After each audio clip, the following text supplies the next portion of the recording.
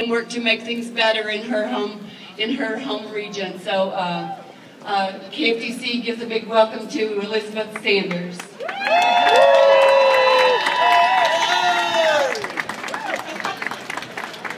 Hi, so my name's Elizabeth Sanders, and I grew up in Floyd and Knott counties in eastern Kentucky. Before high school, my family moved to Cincinnati. Ever since I left, I've always wanted to come back home. About 4 years ago, I made it back, first to Harlan, then to Letcher County. I consider the mountains to be my home. A couple of years ago, I asked my mom why we didn't stay in southeast Kentucky when I was growing up. The answer was simple. She said, "We wanted you and your sister to have more opportunities." Mine is a familiar story. My papa was born in Pike County, as was his dad and his dad's dad. When he was little, his family sold their land and moved to south central Kentucky. Later, he moved north to Cincinnati. Why? For work and for more opportunities. The thing is, love for home is never far from one's mind. It's always in your heart. Like many people I know, I reject the idea that people have to leave eastern Kentucky if they want opportunities and a good life. Some people will choose to leave, that's their call. But many of us are choosing to stay or are choosing to come back. We love this place. We are committed to building a better future here. It's fitting then that we're all here celebrating I Love Mountains Day. The paths that brought us here are not all the same, but what is common is the love and desire to see our communities and land thrive and prosper. So, what would a bright future in eastern Kentucky look like? More and more, people are recognizing that we need to transition. But we don't want any transition. We want a just transition. One that is equitable to all. The debate we need is bigger than jobs. It's about the kind of jobs we want and deserve. We need to think longer term and make economic decisions that are good for our land and our people. It's clear to most people that rapid economic transition is already underway in eastern Kentucky. In this moment of rapid change, we have an opportunity, if we pull together, to build a bright future. But it's clear to me that we're going to have to provide leadership ourselves. The folks in power today are offering no solutions. In Letcher County, for example, our elected officials are offering our community the false promise of economic development in the form of a new federal prison. We know better. Prisons aren't the path to our prosperity.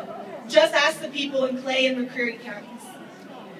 A prison won't improve the quality of life for our communities or create good opportunities for our workers.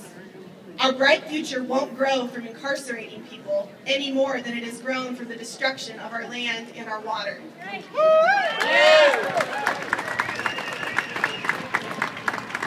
The good news is there's so much we can do together. Our efforts are strongest when we organize across generations. Together we can create a new power movement that honors the wisdom of our elders and welcomes the leadership of young people. We can bring people together across lines of race, geography, and culture that too often keep people divided. Let's invest in the creativity and leadership of young Kentuckians who are determined to stay and build something beautiful in the mountains. Let's create and support local businesses that improve the quality of life in our communities. Let's demand meaningful action on renewable energy and climate change. Let's train people to test the water in our streams and use that data to get water quality laws fully enforced. And let's finally, this year, bring an end to the destruction caused by mountaintop mining.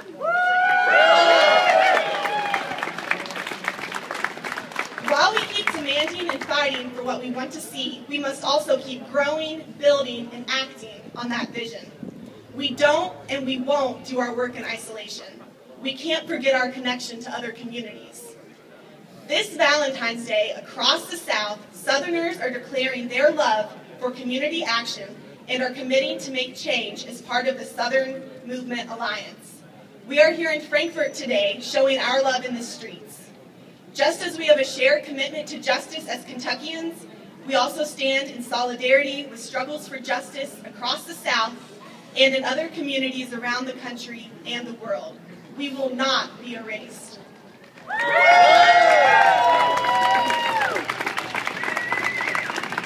I was recently part of a gathering of many different climate justice organizations in New Orleans. We took a bus around the lower 9th Ward and stopped at Bienvenue Bayou. I looked to the right and saw a once thriving cypress swamp, part of wetlands now disappearing at a rate of 1 football field an hour. I looked to my left and saw overgrown fields where houses used to be before Hurricane Katrina. Devastated land, devastated communities. Sound familiar? The folks I had conversations with in and around New Orleans are resilient and are putting their ideas for their communities into action. Sound familiar? Yeah. It is clear to me that our struggle in Eastern Kentucky is connected to so many other powerful movements for justice, health, and sustainability. From Rubber Town in Louisville to the tar sands of Alberta, and from the lower 9th Ward of New Orleans to the Black Mesa Reservation in Arizona. We can't win the fight to stop mountaintop removal and build Appalachia's bright future alone. We aren't in this fight alone, and we wouldn't want to be. The bright future we are building is a work in progress. It's going to take all of us to get it right. Yeah!